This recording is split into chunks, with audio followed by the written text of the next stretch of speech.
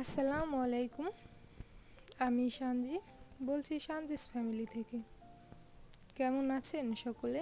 আশা করি সকলে ভালো আছেন, সুস্থ আছেন।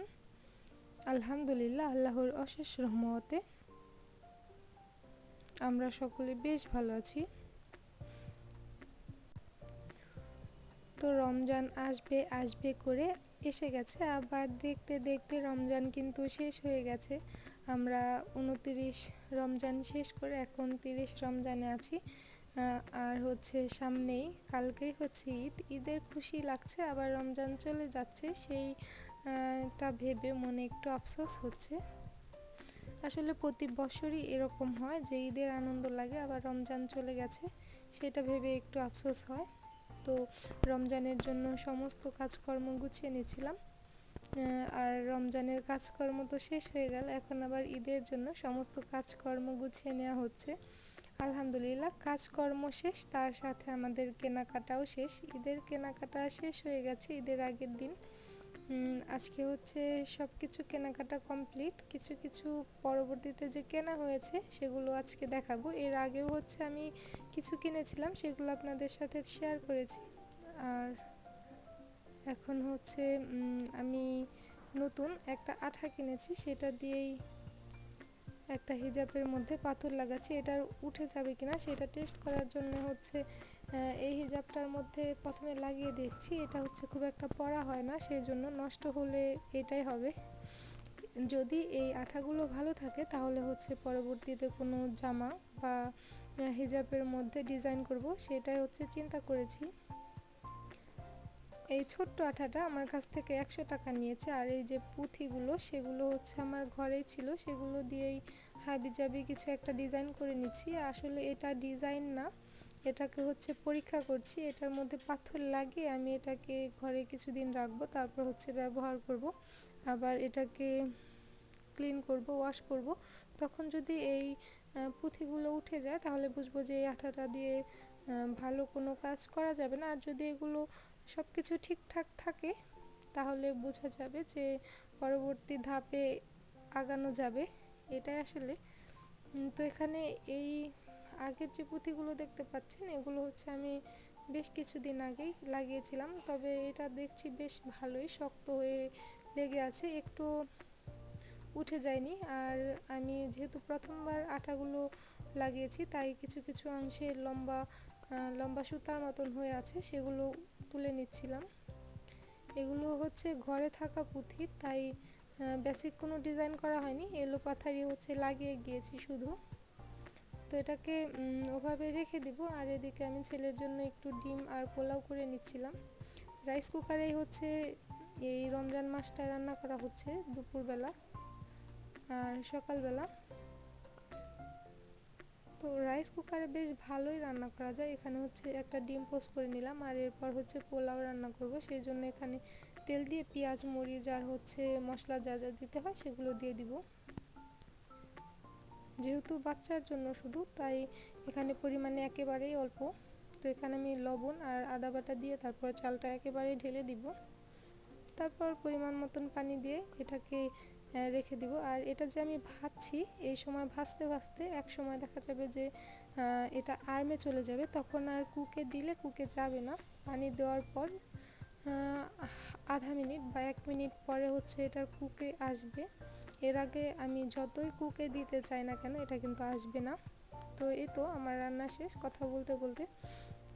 তো এটা বেশ ভালোই ঝরঝরা হয় পোলাওগুলো, আর পরিমাণে যদি পানি একটু ঠিকঠাক দেওয়া হয় তাহলে তো একেবারেই পারফেক্ট। আর এটা হওয়ার সাথে সাথে না নামিয়ে কিছুটা সময়, দেখা যায় যে 2 মিনিট বা 3 মিনিট আর্মে যদি রেখে দেওয়া যায় তাহলে পোলাওগুলো আরও বেশি ভালো হয়।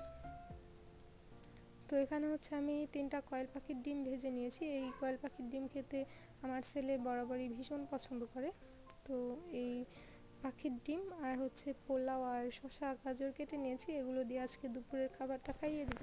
আর এরপর চলে এসেছি দুপুরবেলা ওকে খাওয়া দাওয়া শেষ করে, তারপর গাছে থেকে আম পাড়ার জন্য। আমাদের গাছে 5টা আম হয়েছিল, সেখান থেকে রমজানের শুরু থেকেই ভাবছিলাম যে কাঁচা আমের জুস বানাবো।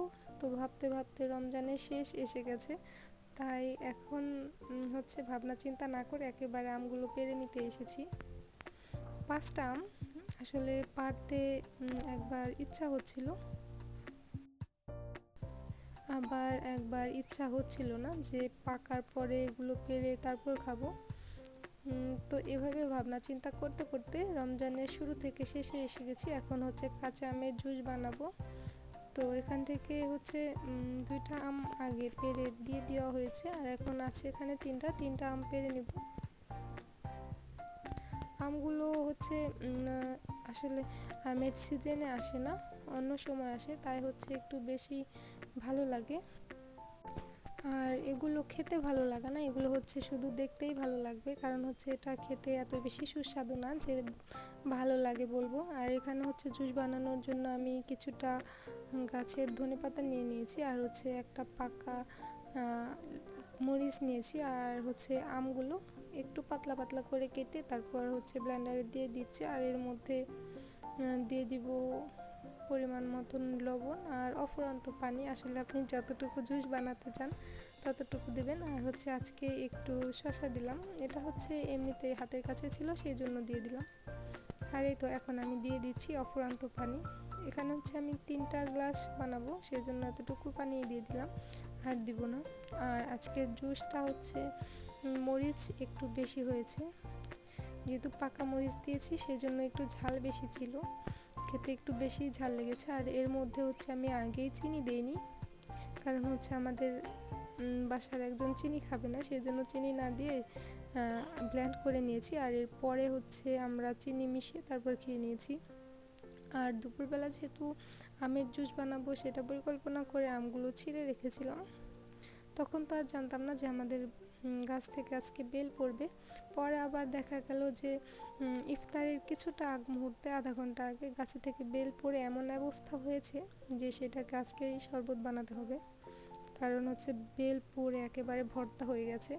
সেজন্য বেলের শরবতও বানিয়ে নিয়েছি। এখানে হচ্ছে বেলের শরবত বানাচ্ছি আর আমের জুসটা আগেই বানিয়ে নিয়েছি। বেলগুলো এত বেশি মিষ্টি যে চিনি না দিলেও খাওয়া যাবে। ইফতারের প্লেটগুলোও সাজিয়ে নিচ্ছি এক এক করে সব কিছু সাজিয়ে গুছিয়ে হচ্ছে রেডি করে রাখবো। আর ইফতারের আগ মুহূর্তে যেহেতু আমাদের দোয়া করার সুবর্ণ সুযোগ, তখন হচ্ছে একটু দোয়া করার চেষ্টা করি প্রতিদিন। কিছু কিছু দিন হচ্ছে কাজের গোছ গাছগুলো আগেই করে রাখতে পারি না, সেই দিন দেখা যাচ্ছে যে ইফতারের সময়ের 5 মিনিট আগে বসে ফ্রি হই। আর আমি চেষ্টা করি সবসময় আগেই ফ্রি হওয়ার জন্য, কারণ হচ্ছে এই সময়টা না হাতছাড়া করতে চাই না। তো আজকের ভিডিওতে তো অনেক বেশি বকবক করেছি, এত বকবকের মধ্যে এখন আমি কাজের কথাটি বলে নিই। আমার প্রতিদিনের এলোমেলো আর অগোছালো ভিডিওগুলো দেখতে আপনাদের কোথাও কোনো অংশে যদি একটু ভালো লেগে যায় তাহলে প্লিজ আমার ভিডিওতে একটা লাইক দেওয়ার অনুরোধ রইল। আর যদি খুব বেশি ভালো লেগে যায় তাহলে প্লিজ আমার চ্যানেলটি সাবস্ক্রাইব করে আমার পাশেই থেকে যাবেন। আপনি যদি অলরেডি এই কাজগুলো করে থাকেন তাহলে আপনাকে জানাচ্ছি অসংখ্য ধন্যবাদ। এই শোকেসটা গোছানো বাদ ছিল, সেটা গোছানোর কাজ করছি। সব কিছু গোছগাছ ওকে, তবে এটা হচ্ছে গোছানোর সময় পাইনি। আজকে সেগুলো সব কিছু বের করে নিয়েছি, আর এখন হচ্ছে সেটা গুছিয়ে নিব। ঘরের এই সাইডে ওই সাইডে কোনায় ওখানে সব জায়গায় হচ্ছে একেবারে থালাবাটি শোকেসের জিনিসপত্র দিয়ে ছড়ানো ছিটানো আছে। আর এরপর হচ্ছে এক তুড়ি মেরে সব কিছু গুছিয়ে নিয়েছি। তো এখন হচ্ছে আগে যেভাবে সাজিয়েছিলাম তার থেকে একটু ডিফারেন্ট করার চেষ্টা করেছি।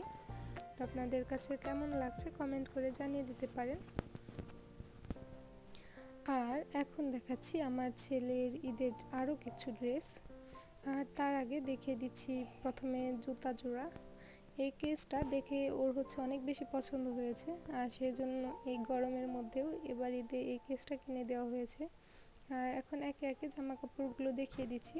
এটা হচ্ছে ঈদের আগ মুহূর্তে যেহেতু পাওয়া, এগুলো হচ্ছে আমার বাবার বাড়ি থেকে দেওয়া, তাই হচ্ছে আগের ভিডিওতে দেখাতে পারিনি। আমি ভেবেছিলাম যে এগুলো আর শেয়ার করব না, পরে আব্বু যেহেতু আগে দিয়ে গেছে আজকেই, তাই হচ্ছে এখন আবার দেখিয়ে দিচ্ছি।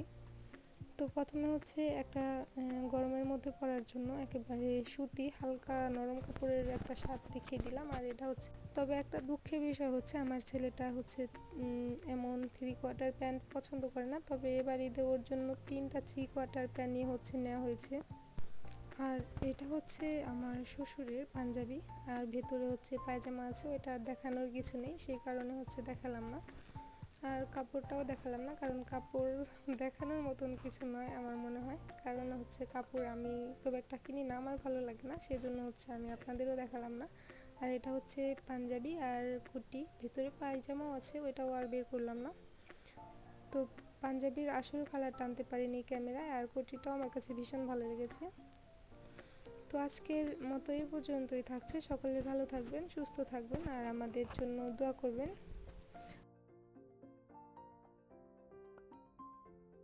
আপনাদের সবাইকে অগ্রিম ঈদ মোবারক।